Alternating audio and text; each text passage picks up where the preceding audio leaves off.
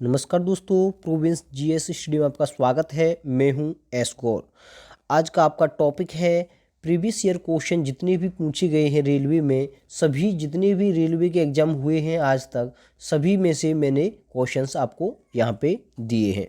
तो आपका जितने भी क्वेश्चंस हैं वो यहाँ प्रीवियस ईयर से लिए गए हैं। मैं बारी बारी से 4 जो ऑप्शंस हैं सभी को मैं आपके डिस्क्राइब करूँगा। तो साथियों शुरू करते हैं। तो आपका सबसे पहले दिया है एशियाटिक सोसाइटी की स्थापना कब हुई? 1784 में, 1828 में, 1867 या 1815। तो इसकी स्थापना हुई थी 1784 में। एशियाटिक जो सोसाइटी है, एशियाटिक सोसाइटी की स्थापना कब हुई थी? 1784 में। तो मैं बात करूं एशियाटिक सोसाइटी जो संस्थापक थे कि कौन थे, इसके जो संस्थापक थे वो कौन थे? संस्थापक कौन थे? संस्थापक का नाम बताएं। तो इसका जो संस्थापक थे कई बार पूछा भी गया है, तो वो थे विलियम जॉन। कौन थे? William John. एशियाटिक सोसाइटी की स्थापना 1784 ईस्वी में विलियम जोन्स ने की थी। अगर मैं बात करूं 1828 की, तो 1828 ईस्वी में ब्रह्म समाज की स्थापना हुई थी। यहाँ पे किसकी स्थापना हुई थी? 1828 में ब्रह्म समाज की स्थापना हुई थी। तो ब्रह्म समाज की स्थापना किसके द्वारा की गई थी? तो ये हुई थी राजा राम मोहन रॉय। किसके द्वारा? राजा राम मोहन रॉय। तो राजा राम मोहन रॉय के द्वारा हुई थी। तो इस तरीके से आप देख सकते हैं कि इसकी स्थापना, ब्रह्म समाज की स्थापना राजा राम मोहन के द्वारा की गई थी। अगर मैं बात करूं 1867 की, तो 1867 की स्थापना किसकी हुई थी? 1867 में यहाँ पे आपको प्रार्थना समाज की स्थापना हुई थी। किसकी? प्रार्थना समाज की स्थापना हुई थी। प्रार्थना समाज। दोस्तों बारी बारी से मैं आपको हर चीज़ को मैं कंप्लीटली बता रहा हूँ। तो आपको एक क्वेश्चन यहाँ पे बताना है जो चौथा है 1815 में। 1815 में किसकी स्थापना हुई थी, ये आपको कमेंट में मुझे ज़रूर बताना है। चलते हैं नेक्स्ट क्वेश्चन की तरफ। नेक्स्ट क्वेश्चन है आपकी स्क्रीन पे, रूस की जो राजधानी है, रूस की राजधानी कौन सी है? सबसे पहले ऑप्शन दे रखा है मास्को, दूसरा है मैड्रिड, तीसरा है ओस्लो और चौथा है लिस्बन।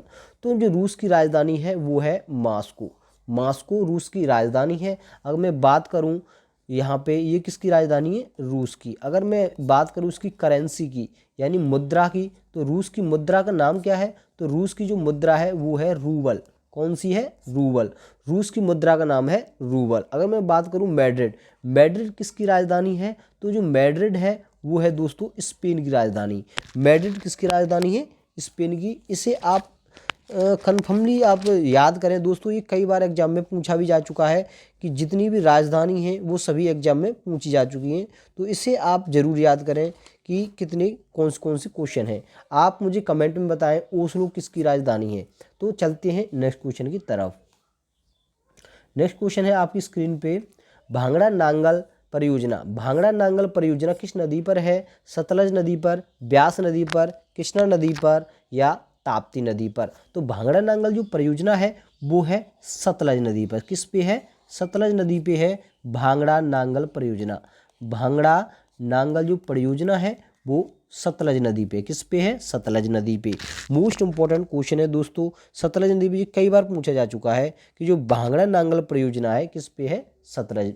किस पे है? सतलज नदी पर। अगर मैं ब्यास नदी की बात करूं तो इस पे कौन सी परियोजना सुचारू रूप से चालू है? तो ब्यास नदी पर ब्यास परियोजना चालू है। ब्यास परियोजना, ये आपको याद भी हो जाएगा, ब्यास परियोजना। ठीक है। तो उसके बाद में बात करूं कृष्णा नदी पर। कृष्णा नदी से कौन सी जो परियोजना चल रही है? कृष्णा नदी पे दो हैं जो इम्पोर्टेंट में आती है। सबसे पहले आता है नागार्जुन सागर। नागार्जुन, कृष्णा नदी पे है नागार्जुन सागर परियोजना। नागार्जुन सागर परियोजना चल रहा है, परियोजना। ठीक है, आप इसे याद करें। और एक और चल रहा है इस पे, दूसरा जिसका नाम है कृष्णा नदी पे। आप फिलहाल तो यही इम्पोर्टेंट है, लेकिन जो दूसरा है उसे भी आप एक बार ज़रूर देख लें, चेक कर लें कि कृष्णा नदी पर दूसरा भी जो चल रहा है। तो आप इसे कमेंट में मुझे बताएं कि कृष्णा नदी पर दूसरी जो परियोजना है उसका नाम क्या है। और मैं ताप्ती पर बताऊं तो ताप्ती पे एक तो काकरा पारा परियोजना है। काकरा पारा, काकरा पारा परियोजना ये इम्पोर्टेंट भी है। और दूसरी है उकाई परियोजना। इस पे दूसरी कौन सी है? उकाई परियोजना। उकाई परियोजना, तो 2 परियोजना इसकी इम्पोर्टेंट हो गई। तो मैंने सभी को बताया है, सतलज नदी ये बांगड़ा नांगल परियोजना, ब्यास नदी पे ब्यास परियोजना है, कृष्णा नदी पे नागार्जुन सागर परियोजना है, और ताप्ती नदी पर 2 इंपॉर्टेंट थी, काकरापारा और उकाई परियोजना, दोनों मैंने आपको बता दिया है। साथियों, जितने भी ऑप्शन में मेरे द्वारा डिस्क्राइब किया जा रहा है मोस्ट इंपॉर्टेंट क्वेश्चंस हैं। आप इन्हें जो आपको लगता है नहीं आ रहा तो उसे आप तुरंत नोट भी कर लिया करें। चलते हैं नेक्स्ट क्वेश्चन की तरफ। नेक्स्ट क्वेश्चन है आपकी स्क्रीन पे, पेरियार अभ्यारण्य किस राज्य में है? केरल में, मिजोरम में, कर्नाटक में, या नन ऑफ दीज? तो पेरियार जो अभ्यारण्य है वो है केरल में। कहाँ पे है? केरल इसका राइट आंसर हो जाएगा। जो पेरियार अभ्यारण्य है वो कहाँ पे है? केरल में। मिजोरम में कौन सा है? मिजोरम में डम्फा, मिजोरम में डम्फा, डम्फा नामक एक अभ्यारण्य है, डम्फा नामक एक अभ्यारण्य है, वो मिजोरम में है। और कर्नाटक में कौन सा है? आप इसे मुझे कमेंट में बताएं कि कर्नाटक का जो इम्पोर्टेंट अभ्यारण्य है उसे मुझे कमेंट में, इसका मुझे कमेंट चाहिए, इसका मुझे ज़रूर बताएं कि इसका कर्नाटक का कौन सा अभ्यारण्य है, जो कि एग्जाम में ज़्यादा से ज़्यादा पूछा जाता है। चलते हैं नेक्स्ट क्वेश्चन की तरफ। नेक्स्ट क्वेश्चन है आपकी स्क्रीन पे, प्राण व दैहिक स्वतंत्रता का संरक्षण किस अनुच्छेद में वर्णन है या वर्णित है?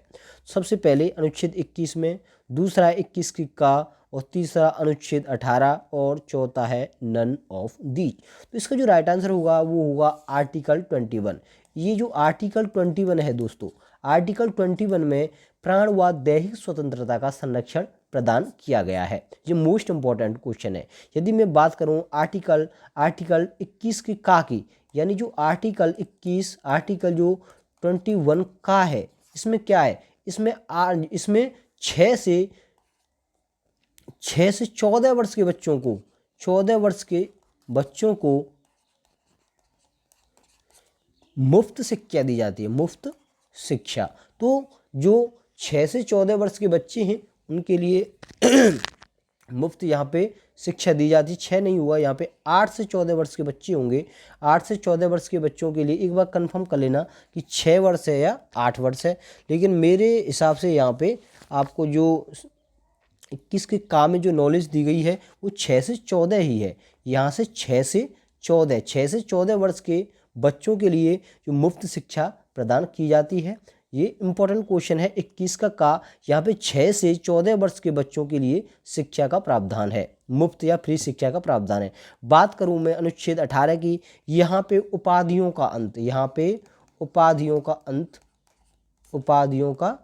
अंत से संबंधित है। तो दोस्तों, हमारे जो मोस्ट इंपॉर्टेंट क्वेश्चन से सभी प्रीवियस क्वेश्चन हैं और हमारे द्वारा ये सीरीज चलाई जा रही है। आपको कैसी लगी? यदि हमारी सीरीज आपको अच्छी लगी तो प्लीज़ लाइक, कमेंट और सब्सक्राइब करना ना भूलें। धन्यवाद।